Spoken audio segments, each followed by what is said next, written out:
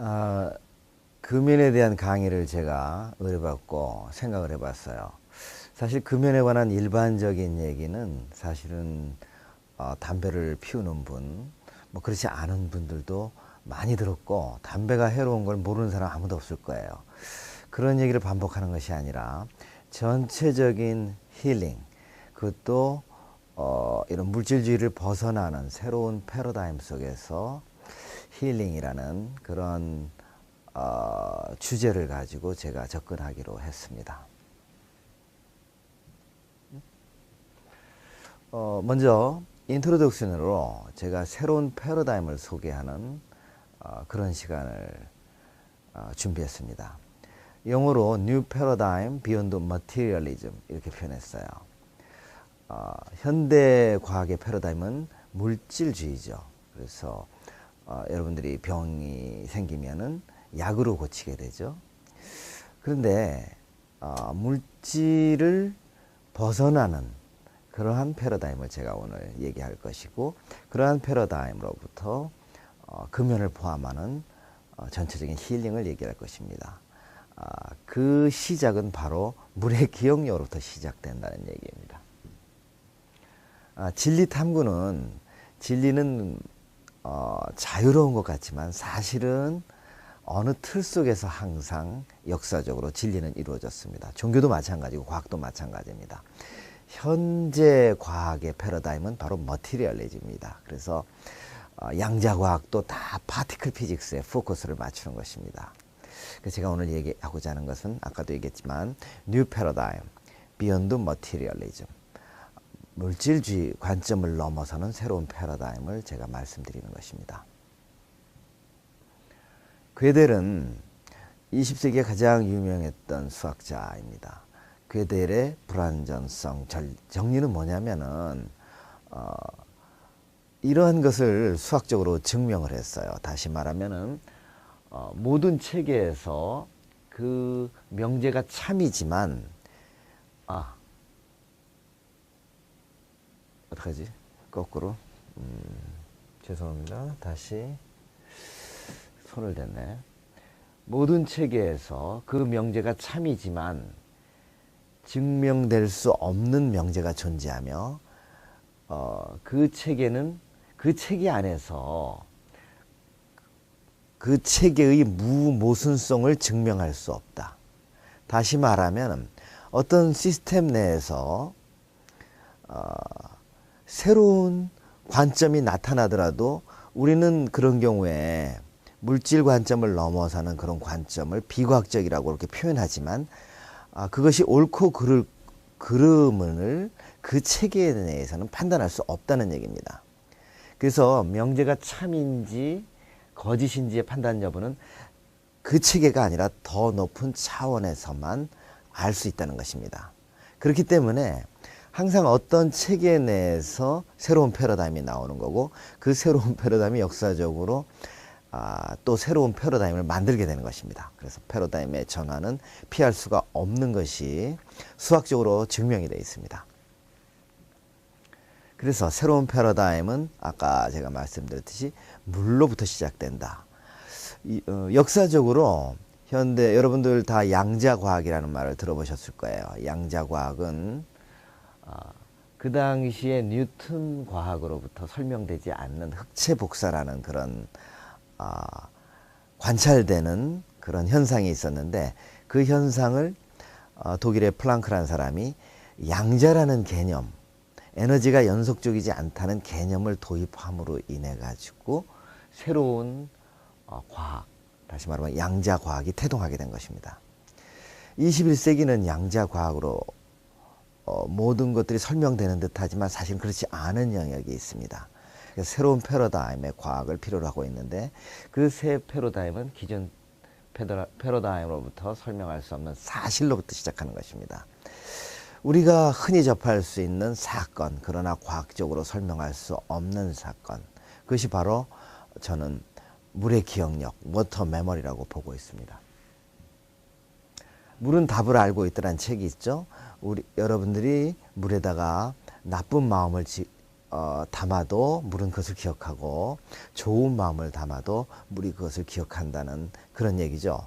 과학적으로 증명된 건 아니고 물의 결정 사진을 찍어 가지고 나쁜 마음을 실었을 때 물의 결정이 아름답지 못하게 찌그러지고 좋은 마음으로 물의 사진을 찍었을 때 이제 얼음의 결정이 생기면서 그 모양이 아주 이쁘게 변하는 그런 것들을 책에서 표현했어요.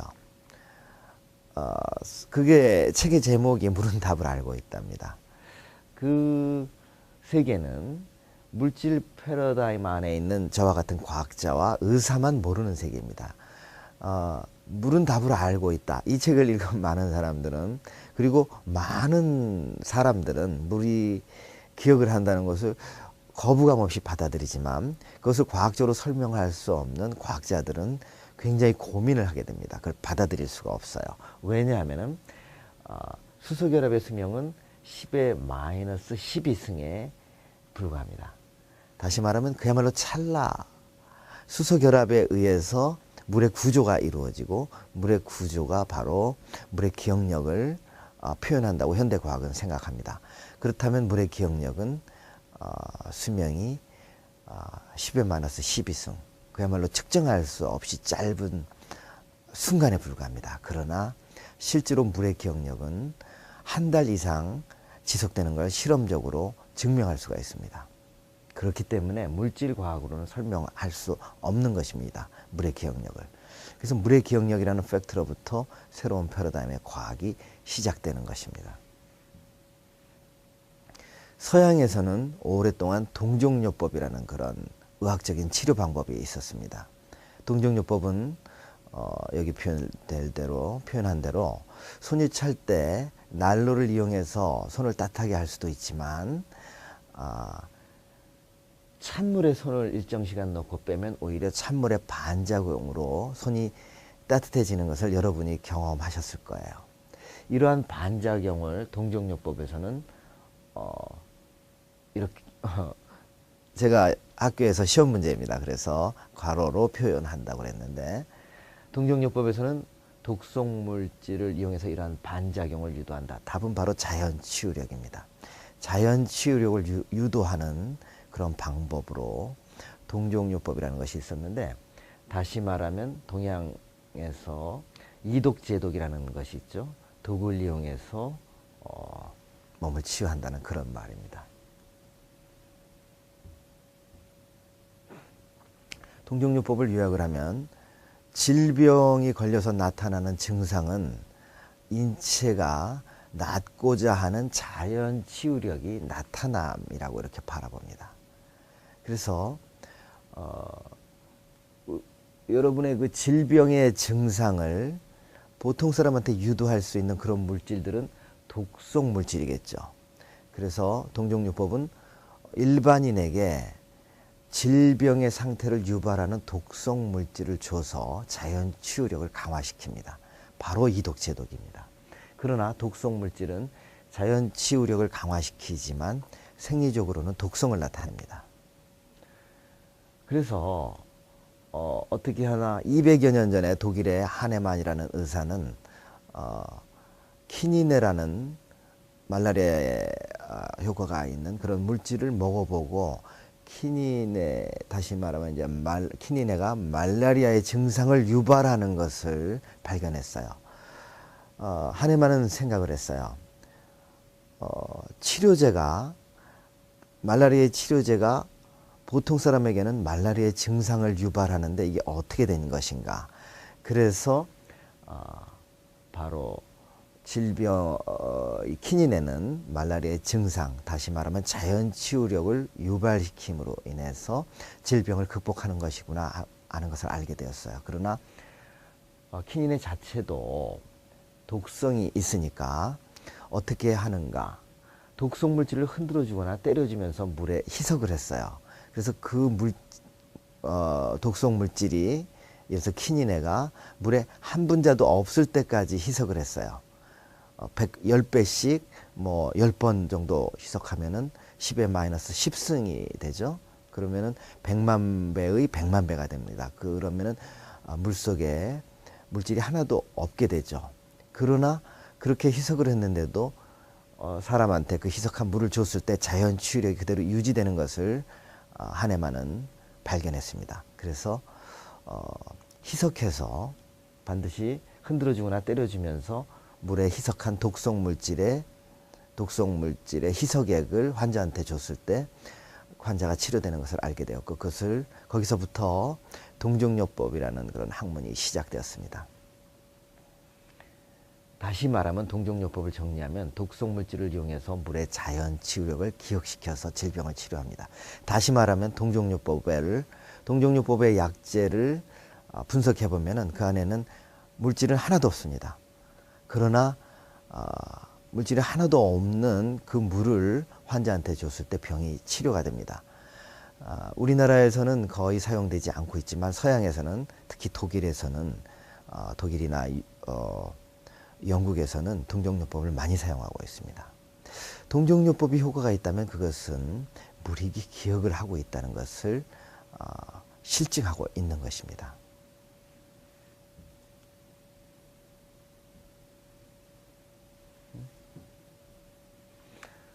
동종요법은 과학적으로 설명할 수가 없기 때문에 그냥 효과는 있지만 일부 의사가 사용하는 그러한 치료법으로만 알려져 왔는데, 1988년에 네이처, 유명한 네이처라는 잡지에 프랑스의 뱅베니스트라는 과학자가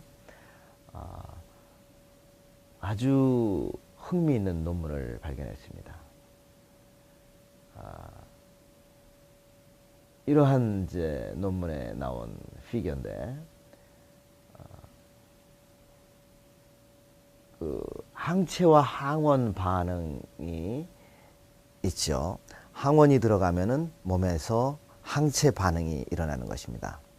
그런데 항원을 거의 무한대로 희석을 하는 것입니다. 10의 마이너스 60승까지 희석을 했다면은 그 물 속에 물질이 한 분자도 없는 것이라고 봐도 과언이 아닙니다. 태평양 전체 물에 녹차 한 방울을 떨어뜨린 거라고 보셔도 됩니다. 물질이 거의 없는 상태에서 항체 반응이 일어나서는 안 되는데, 희석하면 희석할수록 항체 반응이 일어난다는 것입니다. 그래서 이것이 과학적으로 재조명되기 시작한 것입니다. 뱅베니스트의 논문은 물의 기억력을 과학적으로 최초로 인베스티게이션한 논문이라고 볼 수 있겠습니다. 그 후 물질이 없이 생체 반응이 유도된다는 것에 대해서 많은 논란이 있었습니다. 가장 결정적인 것은 2004년에 뱅베니스트가 틀렸다는 걸 증명하기 위해서 유럽의 4개국의 학자들이 모여서 이중맹검이라는, 환자도 모르고 의사도 모르는, 그래서 신약 개발을 할 때는 반드시 이중맹검이라는 방법을 씁니다. 이중맹검이라는 방법을 사용을 해서 철저하게 물의 기억력을 테스트했는데, 결과는 뱅베니스트를 부인하는 것이 아니라 뱅베니스트가 맞다는 것을 논문으로 표현하게 되었습니다. 그래서 처음에 떠들썩했던 그런 출발과는 달리 인플로메이션 리서치라고, 염증의학이라는 유럽의 그렇게 유명하지 않은 잡지에 출간이 되었습니다. 2004년에. 이 데이터는 제가 실험해 본 것입니다. 비타민 C를, 물질의 비타민 C를 10의 마이너스 17승까지 희석을 하고 물속의 생체 공명 수치를 측정하는 방법이 있는데, 다시 말하면 물에 담겨있는 에너지를 측정하는 것이죠. 물질에 비해서 물질이 희석이 되면은 어떤 물의 비타민 C의 기능성은 줄어야 되는 것이 상식이죠.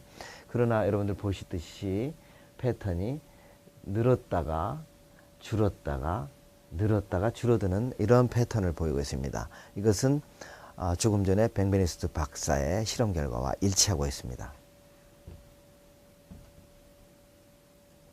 그래서 다시 가겠습니다. 물에 전통적인 동종요법은 물의 독성 물질을 기억시킵니다. 제가 여기서 이제 개인적인 얘기를 하나 하게 되면은, 제 딸이 어릴 때 6살 때 뇌하수체 뇌종양이 생겨서 종양을 제거하면서 뇌하수체도 함께 제거했습니다. 그래서 뇌하수체는 손톱만한 크기인데, 뇌하수체는 끊임없이 우리 몸에 주요한 호르몬을 생산하게 됩니다. 그런데 뇌하수체가 없으니까 아이는 대부분의 호르몬을 밖에서 주입해야 됩니다. 예를 들어서 성장 호르몬도 외부에서 매일 주사를 받아야 되고, 우리가 스테로이드 호르몬, 갑상선 호르몬, 그리고 남성 호르몬, 여성 호르몬, 이런 것도 다 뇌하수체에서 생산됩니다. 그렇기 때문에 그런 것들을 다 외부에서 주입을 해야 되는데, 그 중에 다른 것들은 뭐 비타민 먹듯이 운명이라고 생각하면 먹으면 되는데, 바소프레신이라는 항이뇨 호르몬이라고 우리말로는 표현되는데, 바소프레신이라는 호르몬인데, 바소프레신은 콩팥에서 물을 재흡수하는 호르몬입니다. 콩팥에서 물을 재흡수하지 못하면 우리는 끊임없이 물을 들이켜야 되고, 또 소변으로 배출을 해야 됩니다. 그렇기 때문에 계속 물을 들이키고 한없이 소변을 보게 됩니다. 그래서 약 기운이 떨어지게 되면, 바소프레신 약은 냉장 보관을 해야 되는데, 그 약 기운이 떨어지게 되면은 대체할 수가 없죠. 그래서 아이가 초등학생이었는데 학교에 항상 냉장고를 갖다 놔야 되고, 거기에 약을 보관을 해야 됩니다. 그리고 약 기운이 떨어질 때마다 이렇게 손발이 차지고 심장이 이렇게 막 콩탕콩탕 하는 그런 증상이 나타나서 아이가 항상 힘들어 했습니다. 근데 제가 동종요법을 알게 됐어요. 그래서 동종요법의 방법대로, 그러나 물이 기억을 하는구나 하는 걸 제가 알게 되었고, 동종요법에서 사용하는 독성물질 대신에 제가 호르몬을 같은 방법으로 동종요법의 방법대로 두드려 주면서 희석을 해봤습니다. 그래서 그렇게 희석한 물을 제 딸한테 줬을 때 어떤 일이 일어났을까요?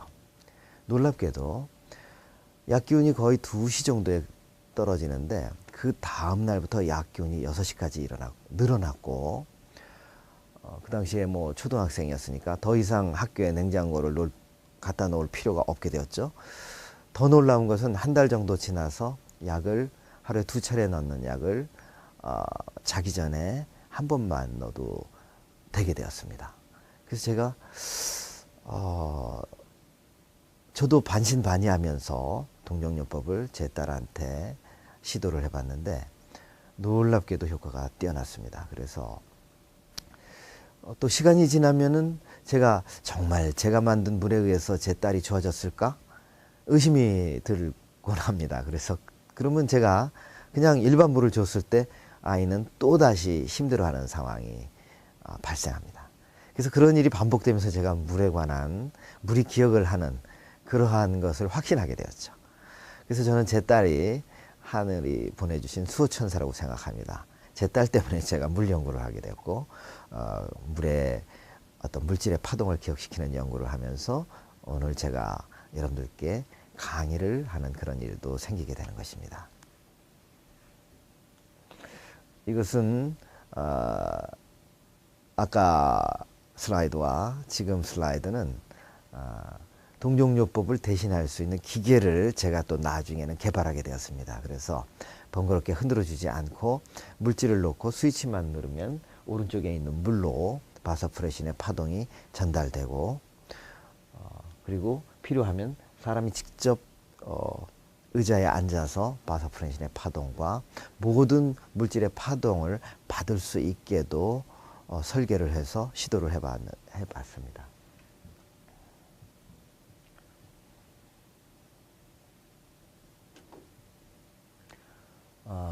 뱅베니스트 외에도 최근에 아주 세계적으로 유명한 학자들이 물의 기억력에 관한 연구를 시도했습니다. 예를 들어서 프랑스에 HIV 바이러스를 발견을 해서 2008년 노벨상을 받은 프랑스의 몽따니에 박사가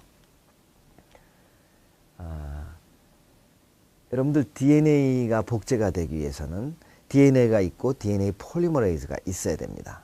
그런데 DNA의 원본이 없이 물에다가 DNA의 원본을 기억시킨 후에 DNA 폴리머레이즈를 넣어서 DNA 복제를 시도를 했습니다. 그런데 놀랍게도 원래의 DNA, 그 안에 DNA는 없었는데 그 DNA를 제가 사용한 것 같이 기계를 이용해서 물에다가 옮겼어요. 물에 기억을 시킨 후에 그 DNA의 파동만을 이용해서 DNA 폴리머레이즈를 집어넣고 DNA 합성을 했는데 놀랍게도 HIV DNA가 그대로 형성이 된 것입니다. 다시 말하면 HIV